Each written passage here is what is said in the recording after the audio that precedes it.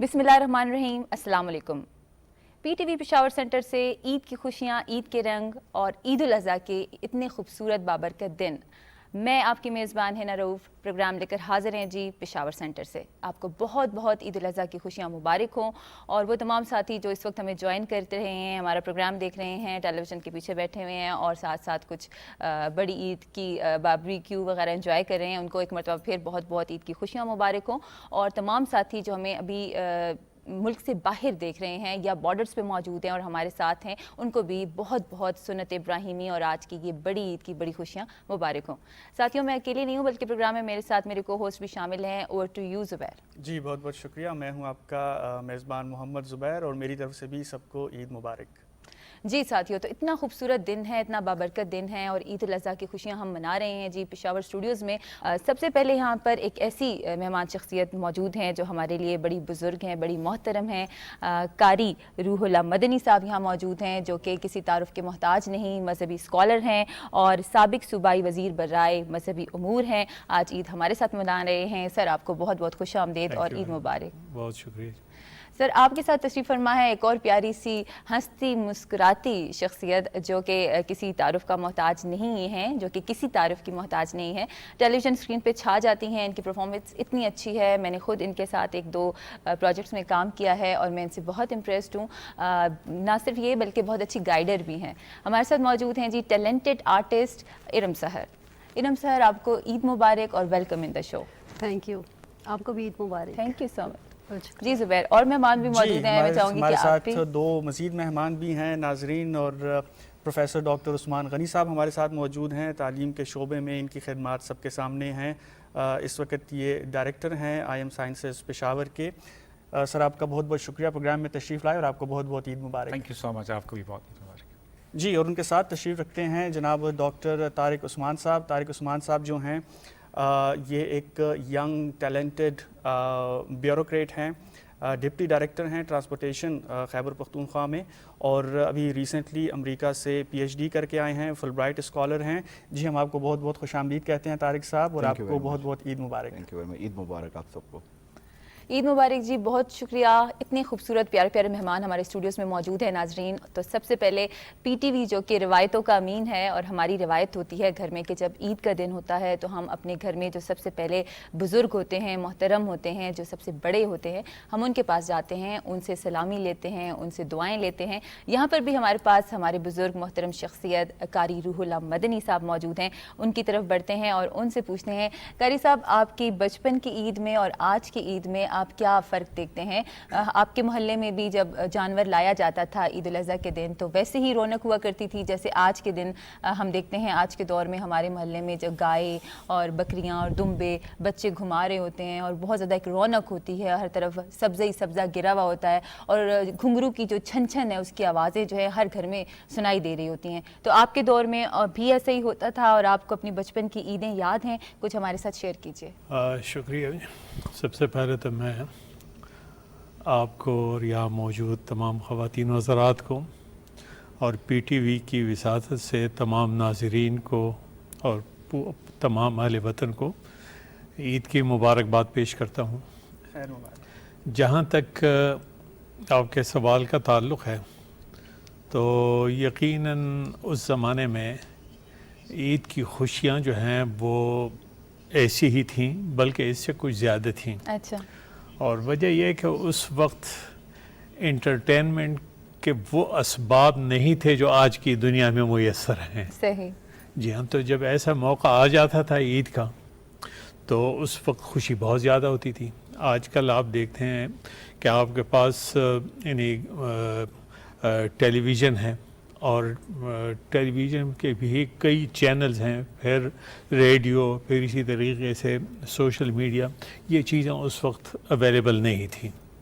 बमुश्किल जो है सिर्फ एक रेडियो होता था और वो भी हर घर में अवेलेबल नहीं होता था, बहुत थोड़े घरों में। تو انٹرٹینمنٹ کے اور خوشی منانے کے یہ مواقع جو ہیں یہ بہت کم ملتے تھے. تو عید الاضحیٰ ہی ایسا ایک موقع ہوتا تھا جس پہ آپ لوگ بہت خوشی سے جوش و خروش سے عید مناتے تھے. بالکل.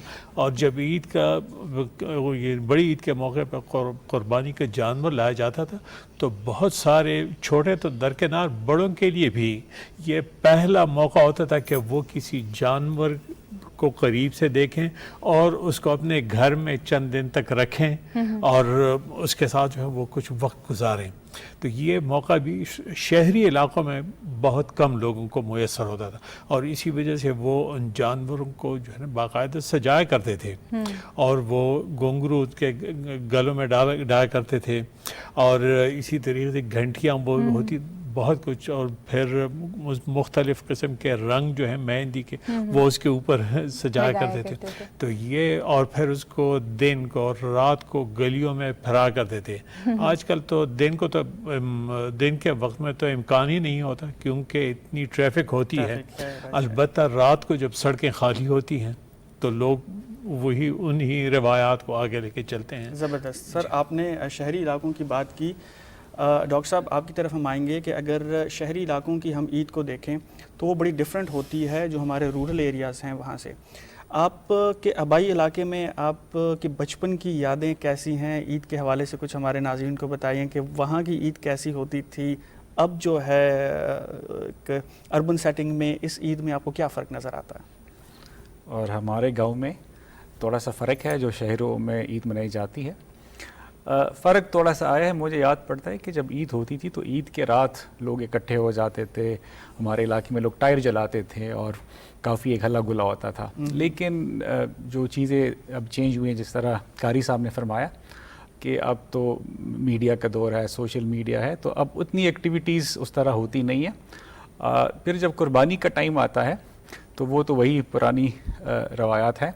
اور میں آپ کو یہ بھی بتاؤں کہ میں خود قربانی میں حصہ لیتا ہوں اور جانور ذبح کرتا ہوں اور اس میں باقاعدہ پارٹیسپیٹ کرتا ہوں. اور یہ بچپن سے بچپن میں تو خیر نہیں کرتا تھا, ابھی تو کافی ٹائم سے میں یہ کر رہا ہوں اور میری فیملی میں شاید میں واحد ہوں جو اس میں پارٹیسپیٹ کرتا ہے. زبردست. ڈاکٹر طارق عثمان صاحب یہاں موجود ہیں. آپ سے پوچھنا چاہوں گی کہ آپ جب عید مناتے تھے بچپن میں اور اب تھوڑے سے بڑے ہو گئے ہیں اور پھر ملک سے باہر بھی آپ کو عید منانے کا موقع ملا ہوگا, تو پاکستان کی عیدیں اچھی لگتی ہیں یا باہر کی عید, اور عید الاضحیٰ کیسے مناتے ہیں؟ عیدیں تو ساری جو اپنوں کے ساتھ ہوں اور اپنے گھر پہ اپنے پیرنٹس کے ساتھ بہن بھائیوں کے ساتھ, تو وہ عیدیں ظاہری بات ہے وہی عید اس کو ہم کہتے ہیں, خوشی جو آپ کو ملتی ہے اپنے ریلیٹیوز کے ساتھ. سر اپنے آبائی گاؤں کے بارے میں بتائیں. میں آبائی گاؤں جو بچپن کی بات ہے تو میں جس چیز سے چھپتا تھا کہ مجھے گوشت اٹھا کے گھر لے کے جانا پڑتا تھا. تو باقی پیرنٹس وغیرہ جو میرے والد صاحب تھے وہ پارٹیسپیٹ کرتے ہیں خود اور میرے چھوٹے بھائی. But I used to escape, like میں کوئی بہانہ ڈھونڈ کے کہیں نکل گیا, کہیں میں قبر پہ دعا پڑھنے گیا ہوں, کہیں رشتہ دار و خالہ کے گھر, تو کہ مجھے مشقت نہ کرنی پڑے. اب تو خود ٹائم کے ساتھ انسان کی پرائرٹیز چینج ہوتی ہیں, وہ رسپانسبلٹیز وغیرہ بھی, تو سب چیز اب خود قربانی میں پارٹیسپیٹ بھی کرنا پڑتا ہے. ہاں, تو اب چیزیں بہت چینج ہو گئی ہیں. یہ آپ نے بڑی اچھی بات کی کہ عید وہی ہوتی ہے جو اپنوں کے ساتھ ہو, اپنے پیرنٹس کے ساتھ ہو, گھر والوں کے ساتھ ہو. ارم سحر سے ہم بات کریں گے کہ باقی جو جتنے بھی پروفیشنز کے لوگ ہوتے ہیں ایکسیپٹ جو ہمارے بارڈرز پہ ہمارے جو فوجی بھائی ہیں, ان کے علاوہ باقی سب لوگ تو اپنے گھر والوں کے ساتھ عید منا لیتے ہیں. ایک شعبہ ایسا ہے کہ جو عید کے دن بھی مختلف ایکٹیویٹیز میں مصروف ہوتے ہیں, اور ہمارے جو آرٹسٹ ہیں, جو ہمارے ٹی وی آرٹسٹ ہیں, ہمارے جرنلسٹ ہیں, ہمارے کیمرہ مین ہیں, ہمارے افواج پاکستان ہیں, ہمارے سیکیورٹی کے ادارے ہیں, وہ عید والے دن بھی کام کرتے ہیں. تو آپ کو کیا چیلنج آپ سمجھتی ہیں, چیلنجز ہیں آپ کی فیلڈ کے حوالے سے کہ عید جو ہے آپ کی وہ اس طرح شاید گھر والوں کے ساتھ نہ ہوتی ہو, ڈفرینٹ پروجیکٹس پہ آپ نے جانا ہوتا ہے, ٹیلی ویژن سینٹر, اور کیا آپ کہیں گی اس حوالے سے؟ ایسا ہے کہ فیملی کو ٹائم دینا اور اپنے ویورز کو ٹائم دینا دونوں لازمی ہوتا ہے, کیونکہ ویورز کی وجہ سے ہم بنے ہوتے ہیں, ان کے ساتھ عید منانا اچھا لگتا ہے, اور فیملی کے ساتھ 2 دن فیملی کے ساتھ ہو جاتے ہیں تو مینج ہو جاتا ہے. مگر ہم زیادہ تر یہ ہوتا ہے نا کہ عید میں ہم زیادہ مسالے وغیرہ تکوں کو دینا, یہ چیزیں ان کو مینج کرتے کرتے نا ہم بھول جاتے ہیں کہ ہم نے کہاں پہ بھی جانا ہے, تو اس لیے ہو جاتا ہے مینج اچھے سے. صحیح. زبردست. میں آپ پوچھنا چاہوں گی, ڈاکٹر عثمان موجود ہیں سر, عید کا جب دن ہوتا ہے صبح صبح ایک رونق ہوتی ہے, نماز پڑھ کے جب مرد گھر آتے ہیں تو سب سے پہلے وہ اپنی چھریاں اور سامان وغیرہ مانگتے ہیں اور کسائی کا انتظار ہوتا ہے, اور جو ماشاء اللہ سے میرے فادر کی طرح ہر فن مولا ہوتے ہیں وہ خود ہی اپنے بیٹوں اور کزنس کے ساتھ مل کر اس جانور کو گرانے اور قربانی کا آغاز ہو جاتا ہے. آپ کے گھر میں کیا سین ہوتا ہے, بچپن میں کیا ہوتا تھا, والد صاحب کرتے تھے, اور اب کیا سین ہے؟ ہمارا تھوڑا سا ڈفرینٹ ہے کہ ہمارے اپنے جو کسان وغیرہ ہوتے ہیں ان کو بلاتے ہیں, جانور وہ پکڑتے ہیں, ان کو گراتے ہیں. اس زمانے میں ہم چوریاں وغیرہ لے کے آتے تھے, اب جو چھوٹے ہمارے ینگ ہیں وہ ٹاکے لے کے آتے ہیں, ہم تو بس ذبح کر لیتے ہیں اور اس کی کال وغیرہ اتار لیتے ہیں. تو اتنی پارٹیسپیشن ہوتی ہے, کافی ہے, یہ بھی پارٹیسپیشن کافی ہے سر. تو قاری صاحب سے ہم بات کرنا چاہیں گے. قاری صاحب, وطن عزیز کو اس وقت بہت سارے چیلنجز کا سامنا ہے. عید کی خوشیاں ہیں اور اس حوالے سے خوشیاں کی باتیں تو ہم کر ہی رہے ہیں, لیکن ساتھ ساتھ کچھ چیلنجز جو ہیں وہ بھی ملک کو درپیش ہے, اور ایک جو اسپیسیفک چیلنج جو ہے وہ جو درپیش ہے ہمارے ملک کو, جسے ہم کہتے ہیں جو انٹرفیتھ ہارمونی کا جو چیلنج ہے, کہ وہ اچیو کرنا جو ہے ایک چیلنج بن گیا ہے یا اس کو بنا دیا گیا ہے. یہ انٹرفیتھ ہارمونی کے حوالے سے تھوڑا سا بتائیے گا کہ جو بین المذاہب ہم آہنگی ہے وہ کتنی ضروری ہے ہمارے معاشرے کے لیے, ہمارے ملک کی ترقی کے لیے, اور پھر یہ بتائیے گا کہ اس کو حاصل کرنے کے لیے جو ہمارے علماء اور مشائخ ہیں ان کا کیا کردار بنتا ہے. اس سے پہلے جو آپ نے گفتگو کی, زندگی کے جو مختلف طبقات ہیں وہ اس روز بھی مصروف رہتے ہیں. ہماری مسلح افواج, سیکیورٹی ادارے اور اسی طریقے سے ریڈیو ٹیلی ویژن سے وابستہ حضرات جو ہیں یہ, اور ان میں سے ایک جو ہے ایک طبقہ علماء کا بھی ہے. ان کی اس دن جو ہے نا اضافی ڈیوٹی بھی ہوتی ہے, خطبہ دیتے ہیں, نماز پڑھاتے ہیں, پھر لوگوں کے مسئلے مسائل, تو ان کی اس دن بھی چھٹی نہیں ہوا کرتی. جہاں تک آپ نے انٹرفیتھ کے حوالے سے بات کی, دیکھیں اس وقت دنیا کے اندر جو صورتحال ہے وہ یہ ہے کہ جتنی بھی اسٹیٹس ہیں دنیا کے اندر, یہ سب وہ ہیں کہ جن کو نیشن اسٹیٹس کہا جاتا ہے, اور اس کی خصوصیت یہ ہے کہ اس میں یعنی اس صورتحال کے اندر شہری جو ہیں ان کی شہریت وہ محض اس وجہ سے مل جاتی ہے کہ وہ اس زمین کے اوپر پیدا ہوئے ہیں.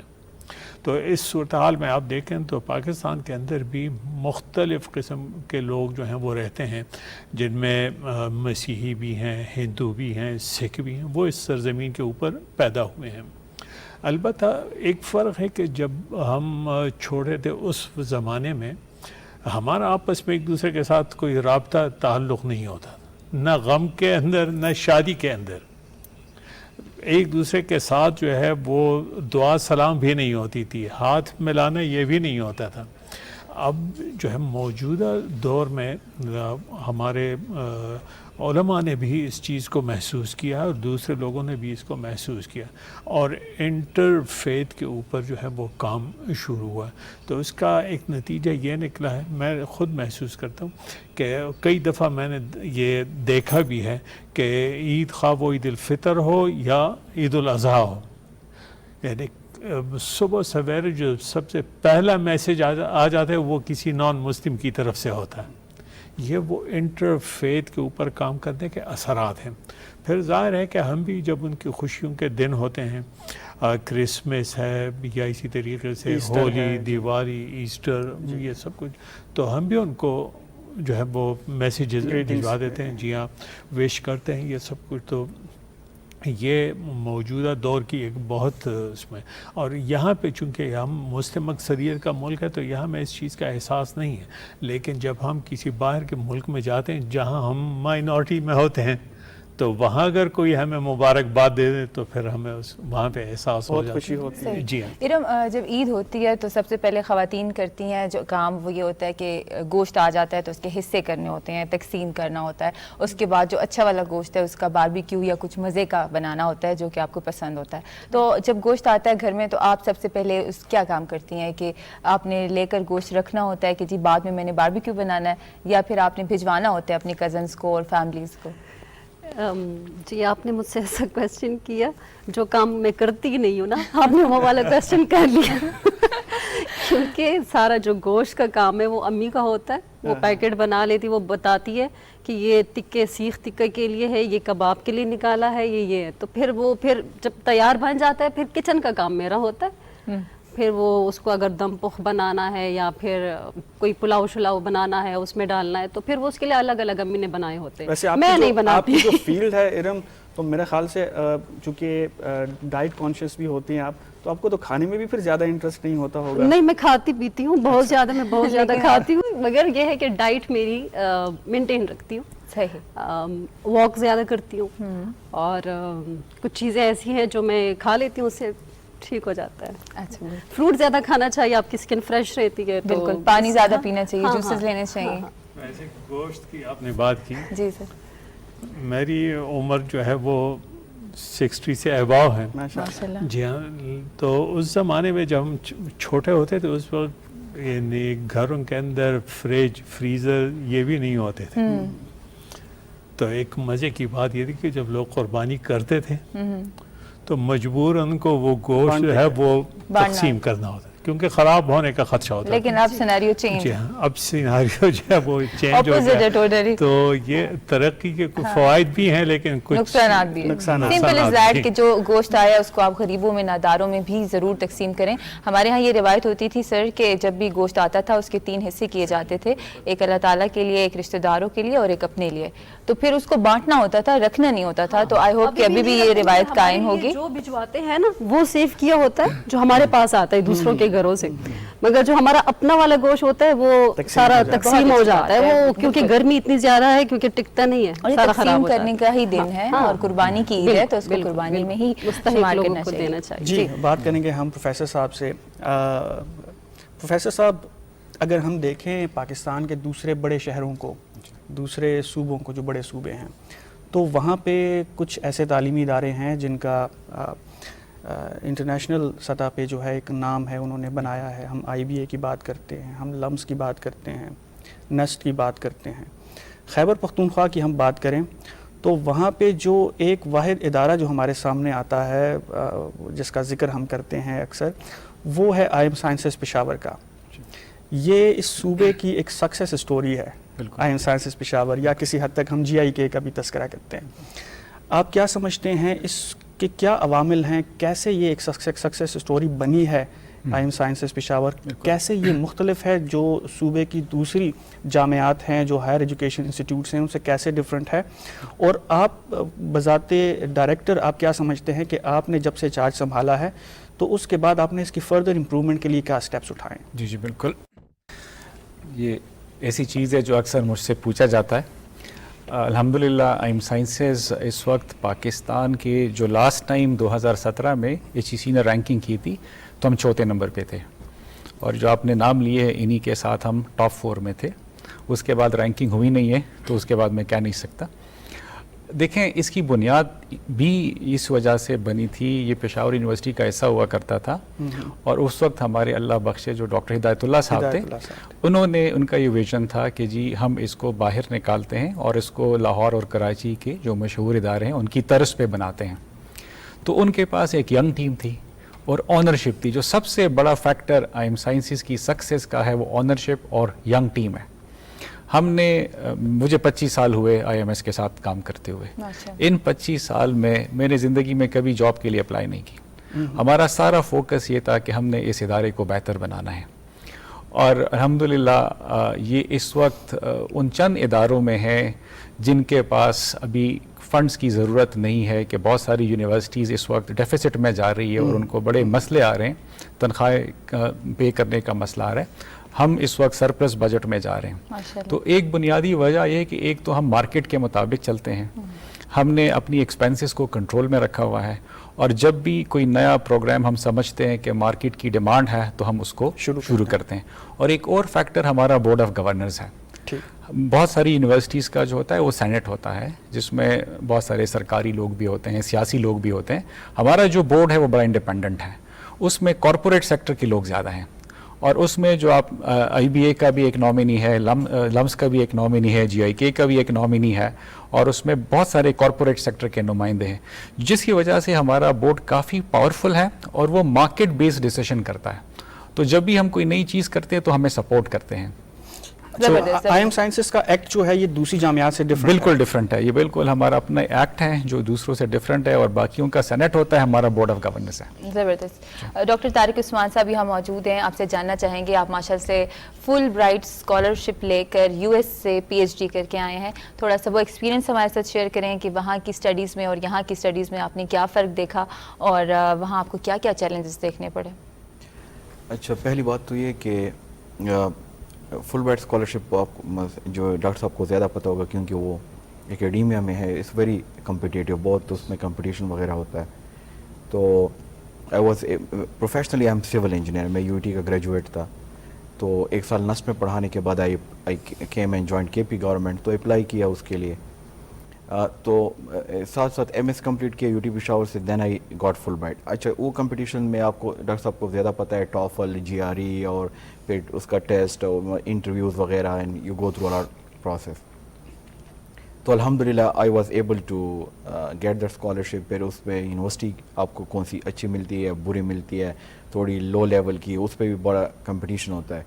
تو مجھے جو وہاں پہ یونیورسٹی تھی, پرڈو یونیورسٹی, بڑی ریناؤنڈ انجینئرنگ اسکول ہے, وہاں سے پھر میں جب وہاں جانے کے بعد جب انسان کو جستجو ہوتی ہے کہ میں بہتر سے بہترین کی طرف جاؤں, اور مجھے ابھی بھی یاد ہے میرا پروفیسر کہا کرتا تھا کہ P H D is once in a lifetime event, کہ زندگی میں آپ ایک ہی بار کرتے ہیں, تو آپ اس طرح کریں کہ that should and that will stick to you for the life rest.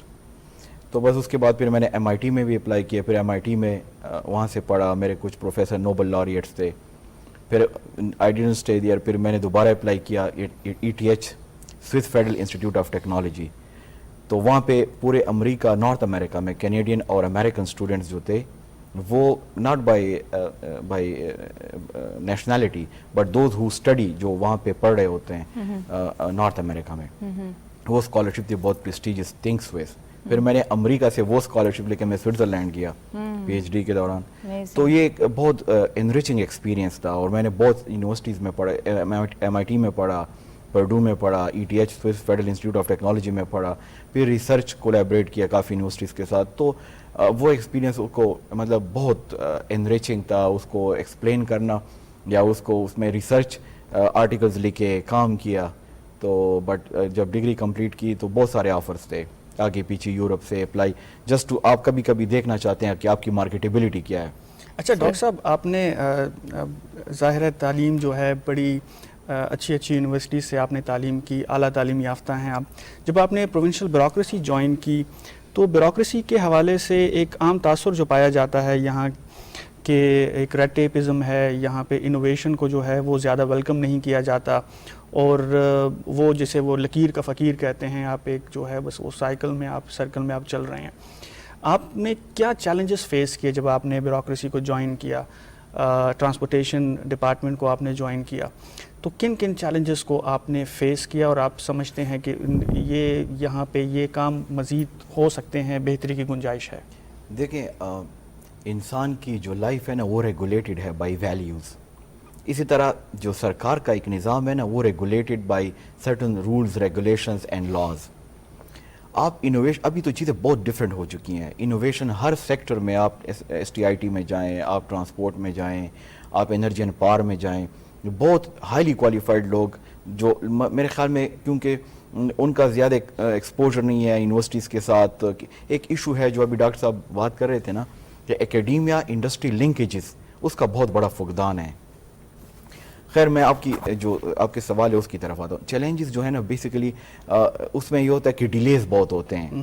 You have to follow a channel کہ فائل ادھر سے ادھر گئی, ادھر سے ادھر گئی. یہ ایک مسئلہ ہے کہ جس میں زیادہ ٹائم ڈیلیز ہوتے ہیں. اور پھر کبھی کبھی انوویشن جو ہوتا ہے نا وہ ڈسرپٹیو نظر آتا ہے، بیکاز آپ ایسی چیز کرنا چاہتے ہیں جو کنونشنل نہ ہو، جو ٹریڈیشن سے ہٹ کے کام کرنا چاہتے ہیں، تو پھر Resistance بھی آتی ہے، ریزسٹنس بھی ہوتی ہیں، challenges بھی پھر ہمارے جو سینئرز ہیں ان کو کچھ سمجھ نہیں آتی، تھوڑا گھبراتی بھی ہیں، jealousy بھی ہو جاتی ہے۔ خیر میں تو اس طرف بات نہیں کروں گا، عید کا دن ہے تو لیکن تو اس میں چیلنجز ہوتے ہیں، لیکن آپ کی اسمارٹنیس ہے کہ آپ اس کو خود کیسے اوور کم کریں، اور you don't need to be too prominent, خاموش آپ ایک بینچر ہیں، اپنا کام کریں اور خاموشی سے آپ تبدیلی لائیں اور لا سکتے ہیں۔ انوویشن بہت سارا کام ہے جو ہم ٹرانسپورٹ سیکٹر میں کر رہا ہوں، آگے جا کے بات کریں گے اس پہ۔ بہت خوب جی، زبردست، میں ان کو اپریہینڈ کروں گی اور یہاں پہ سیکنڈ کروں گی کہ انویزیبل رہ کر اپنی اپنی فیلڈ میں اور وہ کام کرتے جائیں تو انشاءاللہ کامیاب رہے گا۔ ناظرین یہاں لیتے ہیں ایک چھوٹی سی بریک، تب تک آپ تھوڑا سا چائے وائے پیجئے، تھوڑی سی باربیکیو انجوائے کیجئے اور اپنے گھر میں جو مہمان آ رہے ہیں ان کو گریٹ کیجئے، سلام دعا کیجئے، لیکن آپ نے کہیں نہیں جانا، ہم واپس آئیں گے، پروگرام کو کنٹینیو کریں گے، تو دیکھتے رہیے گا ہمارا پروگرام عید شو، اور لیتے ہیں ایک چھوٹی سی بریک۔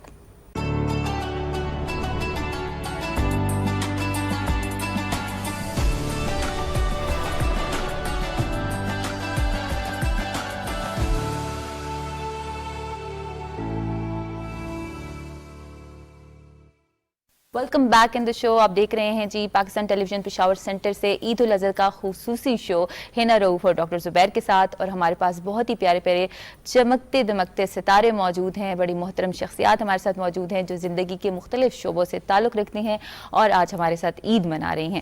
تو جی ہم ان کے ساتھ گپ شپ لگا رہے ہیں اور جان رہے ہیں کہ یہ عید کیسے مناتے ہیں اور ان کی کیا کیا اچیومنٹس ہیں، اور ان کے کام کے حوالے سے بھی جانتے ہیں۔ قاری روح اللہ مدنی صاحب موجود ہیں، جس پائے کہ وہ مذہبی اسکالر ہیں پورے پاکستان میں، بلکہ پوری مسلم امہ میں ان کا ایک نام ہے، ایک مقام ہے۔ تو ہم چاہیں گے کہ ہم زیادہ سے زیادہ جو مذہبی جو حوالے سے جو ہمیں اس وقت چیلنجز کا سامنا ہے اس پہ ہم بات کر سکیں۔ قاری صاحب ہم بات کر رہے ہیں جو بین المذاہب ہم آہنگی ہے اس موضوع پہ۔ 95% یا اس سے زیادہ ہماری آبادی جو ہے وہ مسلم پاپولیشن ہے، اور 5% سے کم شاید جو ہے وہ 97% جو ہے وہ مسلمان ہیں، اور 3% جو ہیں۔ لیکن پھر بھی ایک پرسیپشن جو ہے ایک پایا جاتا ہے کہ شاید خطرہ ہے مسلمانوں کو یا خدا نخواستہ اسلام کو، اور وہ غیر مسلموں سے ہے۔ آپ کی بات کا میں جواب دوں گا، لیکن ایک بات اس سے پہلے ذکر کرنا چاہتا ہوں۔ عید موقع ہے خوشی کا، خوشی کا دن۔ خوشی صرف جو ہے یہ کھانے پینے اور یا کی چیزوں سے یا نئے کپڑوں سے، ان چیزوں سے حاصل نہیں ہوتی۔ یہ جو آپ نے گفتگو کی ان دونوں ڈاکٹر صاحبان کے ساتھ، تو یہ بھی ہمارے لیے عید کی خوشیاں بڑھانے کا ایک ذریعہ ہے، اور ہمارے ہم وطنوں کو خوشی ہوتی ہے کہ ہمارے صوبے کے اندر ایسے ادارے جو ہیں موجود ہیں، آئم سائنسز اور JIK، تو یہ ہمارے لیے فخر کی ایک چیز ہے اور ہمارے ایک روشن مستقبل کی ضمانت ہے یہ سر چیزیں۔ میں بھی آپ سے جاننا چاہوں گی کہ اسلام جو ہے وہ امن کا دین ہے، اخوت، بھائی چارے اور ہم آہنگی کا مختلف مذاہب کے درمیان ہمیں درس دیتا ہے، رواداری کا درس دیتا ہے۔ تو آج کا دن عید الاضحیٰ کا دن ہے اور بہت خوشیوں کا دن ہے، اور اس دن کے حوالے سے آپ جو قربانی کا فلسفہ ہے اس کو کیسے سب کے اوپر جنرلائز کریں گے؟ بہت اچھی بات، لیکن آپ سے پہلے ان کے سوال کی طرف آتے ہیں۔ جہاں تک آپ کے سوال کا تعلق، دیکھیں مذہب کی بنیادی حیثیت ایسی ہے جیسے انسان کا اپنا، یعنی اپنے جسم کے اندر دفاعی نظام ہوتا ہے، حفاظتی نظام۔ اگر وہ مضبوط ہو تو بیماریاں باہر سے حملہ نہیں کر سکتی، وہ کامیاب نہیں ہو سکتی۔ لیکن جس شخص کا اپنا مدافعتی نظام جو ہے اپنے جسم کا کمزور ہو جائے تو باہر سے پھر بیماریاں اس کے اوپر حملہ آور ہو جاتی ہیں۔ مذہب بھی ایک ایسی چیز ہے، ایک قوت ہے اللہ نے انسان کے اندر پیدا کی ہے۔ ہر مذہب کے ماننے والوں کے اندر یہ چیز موجود ہے، مسلمانوں کے اندر بھی یہ چیز جو ہے وہ موجود ہے، اور یہ ہمارے لیے قوت اور طاقت کا ایک بہت اچھا ذریعہ ہے۔ لیکن بدقسمتی ہماری ہے کہ ہم اپنے مذہب سے واقف نہیں ہیں۔ بہت سارے لوگ جو ہیں وہ بالکل ابتدائی قسم کی معلومات رکھتے ہیں، یعنی دنیا کی بڑی بڑی ڈگریاں، بڑے بڑے عہدے ہوتے ہیں، لیکن جب مذہب کی بات آتی ہے تو ہم قرآن کی 6000 آیتوں میں سے بمشکل 2-3 آیتوں کا ترجمہ بھی ہمیں نہیں آتا. یہ ہماری صورتحال ہے. تو اس وجہ سے میں کہتا ہوں کہ ہمیں خطرہ جو ہے وہ باہر سے نہیں ہے، ہماری کمزوری اور ہمارے اندر ہے. اگر ہم اس چیز کو جو ہے نا مضبوط کر لیں تو باہر سے باقی بے شک کتنی وہ دوسری کمیونٹیز ہوں ان سے ہمیں کوئی خطرہ نہیں ہے. سب سے پہلے ہمیں متحد ہونا چاہیے. جی بالکل. مسلمانوں کو آپس میں متحد ہونا بھی چاہیے، ہونا اتحاد چاہیے کی اور ضرورت اپنے ہے. مذہب کا علم بھی ہونا چاہیے. اور آپ کا سوال جو تھا اخوت، بھائی چارے اور امن کا دین یہ ہے. دیکھیں اخوت اور بھائی چارے کا اور قربانی کا سبق یہ ہمیں بہت پہلے سے ملا ہوا ہے. جہاں تک یعنی ہمارے مذہب کا تعلق ہے، نبی کریم صلی اللہ علیہ وسلم کے ذریعے میں جو شریعت ملی یہ تو 1450 سال ہوئے ہیں، لیکن یہ سلسلہ اور یہ تعلیمات کا، قربانی کا اور اخوت کا، محبت کا، یہ تو حضرت ابراہیم علیہ السلام کے دور سے چلا آ رہا ہے. سبحان اللہ. تقریباً 4000 سال ہونے والے ہیں. ہم جو قربانی کرتے ہیں تو یہ دراصل اس قربانی کی یادگار ہے. بے شک. اور یہ میں نہیں کہہ رہا، نبی کریم صلی اللہ علیہ وسلم سے اس بارے میں پوچھا گیا کہ ما هذه الاضاحی یا رسول اللہ، اللہ کے رسول یہ جو ہم قربانی کی اس کی حقیقت کیا ہے؟ تو انہوں نے فرمایا کہ سنت ابیکم ابراہیم، یہ تمہارے باپ یا تمہارے دادا حضرت ابراہیم علیہ السلام کی سنت ہے. تو اس کے اندر جو ہے بنیادی، جیسے آپ نے شروع میں بھی کہا تھا کہ یہ اس عید کا نام تو جو ہے وہ قربانی والی عید ہے. اور قربانی یہ ہے کہ آپ دوسروں کی خاطر اپنی خوشی جو ہے اس سے دستبردار ہو جائیں جی اور دوسرے کی خوشی کے اندر اضافہ کر دیں. بہت خوب. اپنا درد محسوس کرنا یہ کوئی بڑی بات نہیں، یہ تو جانور بھی کر لیتا ہے. انسان کی خصوصیت یہ ہے کہ وہ دوسرے کا درد جو ہے وہ محسوس یہی انسان اور جانور میں فرق ہے کہ بالکل. دوسروں کا احساس جو ہے وہ انسان کو انسان کا رتبہ دیتا ہے، مرتبہ دیتا ہے. ارم آپ سے ہم بات کریں گے، آپ جو آرٹسٹ ہوتے ہیں ان سے ایک بڑا بیسک کویسچن جو ہے وہ کیا جاتا ہے ہمیشہ. ہمیں بھی تجسس ہے، ہم بھی آپ سے یہ پوچھنا چاہیں گے کہ کیا آپ کو بچپن سے ایکٹنگ کا اور شوبز کا جو ہے وہ شوق تھا، یا یہ کوئی اتفاقیہ طور پہ جو ہے آپ اس فیلڈ میں آئیں؟ کیسے آپ نے جوائن کیا؟ ڈرامہ باز تو میں بچپن سے تھی، امی کے ساتھ میں بہت زیادہ ڈرامے کرتی تھی، اور کبھی کبھی فرینڈس کے ساتھ بہت سیریس قسم کے ڈرامے کر جاتی تھی جس پہ مجھے بہت زیادہ مار پڑتی. مگر میں نے کبھی سوچا نہیں تھا کہ میں شوبز میں جاؤں گی، میں ایک ڈرامہ آرٹسٹ بنوں گی.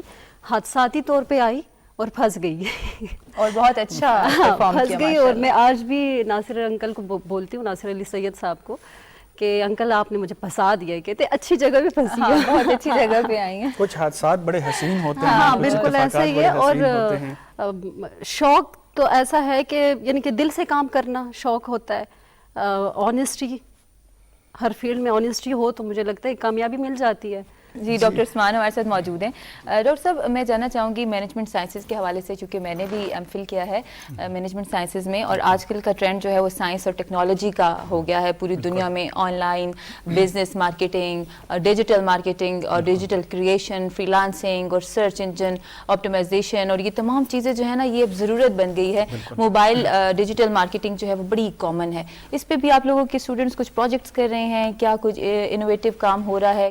دیکھیے آئم سائنسز بالکل اس چیز سے باخبر ہے، اور ہم بالکل پائنیئرز ہیں کہ ہم نے اس صوبے کے اندر انٹرپرینورشپ کے اوپر فوکس کیا، اور ہم نے 2008 میں انٹرپرینورشپ ڈیولپمنٹ سینٹر بنایا. زبردست. اس وقت تقریباً 40 سے زیادہ ہمارے اسٹوڈنٹس کی کمپنیاں ہیں. ماشاءاللہ.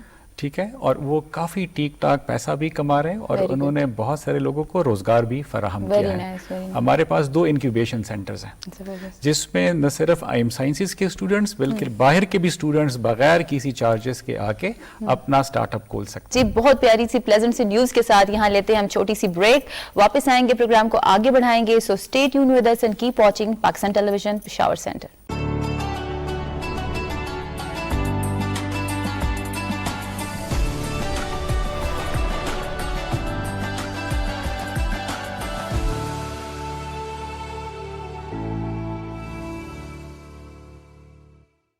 جی ویلکم بیک ناظرین، اور بات کریں گے ہم طارق عثمان صاحب سے. طارق عثمان صاحب، ٹرانسپورٹ ڈپارٹمنٹ سے آپ کا تعلق ہے. پشاور میں خاص طور پہ ٹرانسپورٹ کے مسائل جو ہیں گزشتہ ہم 8-10 سال میں دیکھیں تو وہ ملٹیپلائی ہوئے ہیں بڑی تیزی کے ساتھ. آبادی جو ہے اس کی ایک بہت بڑی وجہ ہے. اس کو آپ کیسے سمجھتے ہیں، اس جو آبادی کا مسئلہ ہے اور پھر ٹرانسپورٹ کا جو سسٹم ہے، اس کو آپ نے کیسے اس تک پہنچانا ہے؟ کن کن چیلنجز کا آپ کو سامنا ہے؟ کیا انفراسٹرکچر فیسلٹیز اویلیبل نہیں ہیں؟ کیا کوئی فنڈنگ کا، ریسورسز کا ایشو ہے؟ اور اس کے ساتھ ساتھ جو ہماری جو مارجنلائزڈ کچھ لوگ ہیں، کمیونٹیز ہیں، جیسے خواتین ہیں، جیسے جو اسپیشل ایبلٹیز والے لوگ ہیں، ان کے لیے ہماری ٹرانسپورٹ سسٹم میں ہمیں نظر نہیں آتا کہیں کہ کوئی ان کو فیسیلیٹیٹ کرنے کے لیے کچھ. ایک BRT کا سسٹم جو ہے ابھی نیا ریسنٹلی بنا ہے، اس میں کسی حد تک ہے، لیکن جنرلی ہمارے صوبے میں اور پھر پشاور میں یہ فیسلٹیز دیکھنے کو نہیں ملتی. کون سے چیلنجز ہیں اور کیسے یہ ہم اچیو کر سکتے ہیں؟ یہ آپ کے کویشچنس کافی لمبے ہیں، لیکن بٹ دے اچھے سوالات ہیں. پہلی بات تو یہ ہے نا کہ سب سے امپورٹنٹ چیز کہ پراپر پلاننگ نہیں ہے. دیکھیں، ہم ڈیولپمنٹ جب کرتے ہیں نا، ہم کہتے ہیں PND، پلاننگ اینڈ ڈیولپمنٹ. ہمارا زیادہ فوکس ڈیولپمنٹ پہ کہ جلدی کام ہو. پولیٹیکل گورنمنٹ کہتی ہے کہ میں جلدی ڈیلیور کروں کیونکہ مجھے پولیٹیکل آؤٹ کم چاہیے نیکسٹ ٹینیور میں. ہمارے پاس ہمیں زیادہ فوکس اور زیادہ ٹائم جو ہے نا پلاننگ کو دینا چاہیے. اگر ہم پراپر پلاننگ کریں تو جو ڈیولپمنٹ ہوگی وہ سسٹینیبل ہوگی، وہ ریوارڈنگ ہوگی اور اس کے آؤٹ کمز بھی نظر آئیں گے. پشاور کے بہت سارے ایشوز ہیں، لیکن یہ ایشو ٹرانسپورٹ کا پشاور کا اتنا کمپلیکیٹڈ ہے. فار ایگزامپل میں آپ کو ایک رکشے کی مثال دیتا ہوں. اگر میں رکشے کو ایلیمنیٹ کرنے پہ آؤں تو یہ آپ کے لوگ جو اس کا سوشیو اکنامک اس کا جو ایک امپلیکیشن ہے وہ یہ کہ یہ لوگ بے روزگار ہوں گے. یہ آپ کے جو لوگ یہ طبقہ ہے، یہ نیگیٹو سوشل ایولز ان کی طرف ان کا رجحان جائے گا، کیونکہ اتنا وائلنس ہے آلریڈی پشاور میں. اس کے ایک پولیٹیکل کاسٹ بھی ہے. کوئی بھی پولیٹیکل گورنمنٹ یہ نہیں چاہتی کہ میرا ووٹ بینک خراب ہو. ایگزیکٹلی. تو اس کے لیے ایک سسٹینیبل بزنس ماڈل ہونا چاہیے، اور اس کو آپ امیجیٹلی بھی نہیں کر سکتے، آپ انکریمنٹلی کریں گے اور الٹرنیٹ ان کو اپرچونٹی دینا. اچھا، اس کے بعد آپ ان کو الٹرنیٹیو بزنس اپرچونٹیز دیں کہ اگر میں ان بندوں سے یہ روزگار لے رہا ہوں تو اس کے الٹرنیٹیو میں ان کو کیا اپرچونٹیز پرووائڈ کر رہا ہوں. میں کوئی فنڈنگ کی ٹینجیبل دینا چاہیے. ہاں، پرابلم یہ ہے اب کہ آپ کے ریسورسز لمیٹڈ ہیں، آپ کے سیکٹرز میں کمپٹیشن زیادہ ہے. ان کو ہم ریزالو کیسے کریں؟ دیکھیں، ان کو ہم انجینئرنگ زبان میں انٹرونشنز کہتے ہیں. آپ ایک انفراسٹرکچر انٹرونشنز کرتے ہیں کہ آپ نے فار ایگزامپل ایک BRT پروجیکٹ ہے، دس واز این انٹرونشن، آپ نے وہ بنایا. پھر اس میں آپ کے پاس ایسے ٹیکسیز ہیں کہ ان کے پاس روٹ پرمٹ نہیں ہے. جو ایشوز کی آپ چیلنجز کی بات کریں، اب ایسے سرکاری ملازم ہیں جو دن کو کام کرتے ہیں اور اپنے بچوں کے لیے وہ حلال کی کمائی 5 بجے کے بعد یا شام کو رات کو وہ ٹیکسی چلاتے ہیں. ان کے پاس روٹ پرمٹ نہیں ہے، دے آر ناٹ الاؤڈ. یہ ہمارے ایشوز اتنے کمپلیکیٹڈ اور کنولیوٹڈ اور آپس میں اتنے انٹر لنکڈ ہیں ٹرانسپورٹ کے کہ اگر آپ ایک چیز کو اس کو چھیڑتے ہیں تو دوسری چیز آپ کی پوری آپ کی سوشل اور اکنامک آپ کا جو سسٹم ہے وہ ڈسرپٹ ہوتا ہے. لنڈن کی میں آپ کو مثال دوں. دیکھیں، لنڈن ایک بہت ہائیلی کنجسٹڈ سٹی ہے اور ہر سال اس میں لوگ مائگریٹ کر کے آتے ہیں. بٹ آپ نے کبھی نہیں سوچا ہوگا کہ انکروچمنٹ ہے اور ڈگ اور پلازا گرا رہے ہیں، یہ کہ روڈ کو وائڈن کرنا ہے. وہ لوگ کیا کرتے ہیں، وہ اپنا تمام ٹرانسپورٹ سسٹم، ایک آئیڈیا ہے اس کو کہتے ہیں intelligent transport system, digitise transport system. اس میں آپ اپنے روڈ کو اکوپ کرتے ہیں ایسے ڈیجیٹل انفراسٹرکچر کے جو they are communicating with each other. آپس میں ان کی بات چیت، وہ انفراسٹرکچر یعنی گیجٹس ہوتے ہیں. پھر آپ روڈز کی پراپر مارکنگ کرتے ہیں کہ لین ڈسپلن مینٹین ہو. پھر آپ دیکھیں، یہ بات میں پہلے بھی کر چکا ہوں کہ آپ کسی بھی ملک کے نظام کو ٹھیک کرنا چاہیں تو 3 E's کانسیپٹ ہے: engineering, enforcement and education. Engineering, یہ جو میں آپ کو باتیں بتا رہا ہوں، انٹیلیجنٹ ٹرانسپورٹ سسٹم ہونا چاہیے، پراپر سگنلز ہونے چاہیے، آپس میں کمیونیکیشن ہونا چاہیے. اچھا طارق صاحب، آپ نے بڑے شہروں کی بات کی، لنڈن کی بات کی، لاس اینجلس کی بات کی. میں خود بھی 1 سال لاس اینجلس میں رہ چکا ہوں.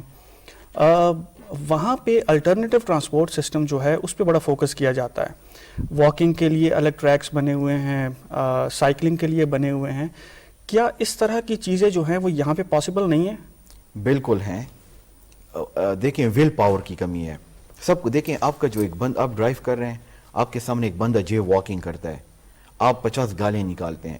آپ یہ بھی تو سوچیں کہ اس کو آپ نے رائٹ آف وے دیا یا نہیں دیا, کہ آیا اس کو آپ نے جے واکنگ وہ اپنے زیبرا کراسنگ پرووائڈ کی ہے, آپ نے اس کے لیے کوئی ریگولیٹڈ سگنل لگایا, لائک پیڈسٹرین کیا کرے گا. اور دیکھیں آپ کا تو ملک غریب ہے, یا آپ اپنے موٹر سائیکلسٹ کو دیکھیں کہ آپ کا جو میکسیمم جو ٹریفک آپ کا ہے وہ موٹر سائیکلسٹ ہیں یا پیڈسٹرینز ہیں. آپ دیکھتے ہیں لوگ لمبے, یا آپ کے پاس گاڑی ہے, میرے پاس گاڑی, چند ایک ابھی تو موٹرائزیشن ریٹ بھی کافی آپ کا بہت زیادہ ہو گیا. آپ کی گاڑیاں پرائیویٹ موٹرائزیشن ریٹ مینس کہ اپنے لوگ کی پرائیویٹ گاڑیاں وہ یوز کرتے ہیں.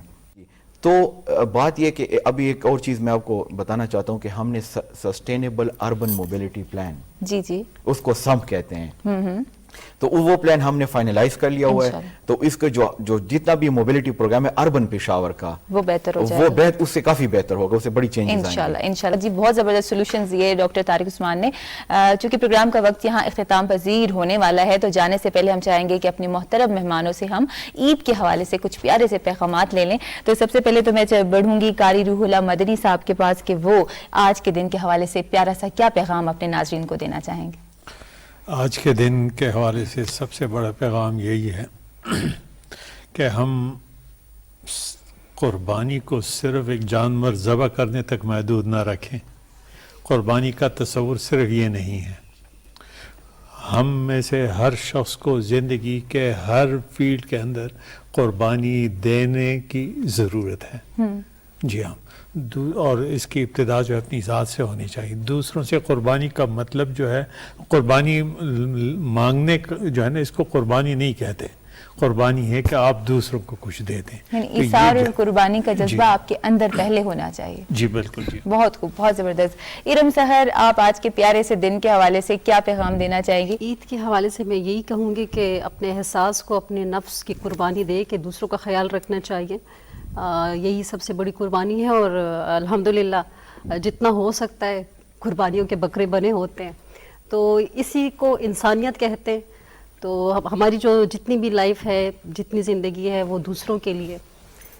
اور عید کے حوالے سے بس یہی ہوگا کہ سب ہنسی خوشی اتفاق کے ساتھ عید گزاریں. بہت شکریہ ارم سحر. ڈاکٹر اور بڑھتے ہیں ڈاکٹر عثمان غنی صاحب کی طرف.